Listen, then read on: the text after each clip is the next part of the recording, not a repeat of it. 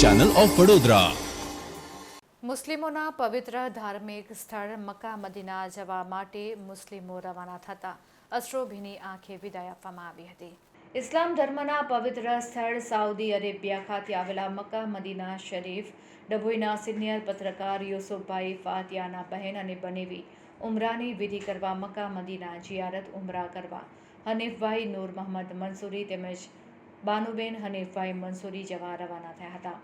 તમામ મુસ્લિમો પણ પવિત્ર સ્થળના દીદાર કરે અને તેઓને પણ ઈચ્છા પૂરી થાય તેવી દુઆ મૌલાના સરફુદ્દીન સૈયદ દ્વારા ગુજારવામાં આવી હતી અને જિંદગીની અનમોલ ઈચ્છા પૂર્ણ કરવા મક્કા મદીના જવા માટે અલ્લાહના મહેમાન બનીને હનીફભાઈ તેમજ બાનુબેન સહિત અન્ય મુસ્લિમો પણ જઈ રહ્યા છે। મક્કા ખાતે ઉમરાની વિધિ તેમજ મદીના શરીફમાં ઇસ્લામ ધર્મ સ્થાપક હઝરત મોહમ્મદ મુસ્તફા ગુંબજના દીદાર કરવાનું સૌભાગ્ય તેઓને પ્રાપ્ત થશે।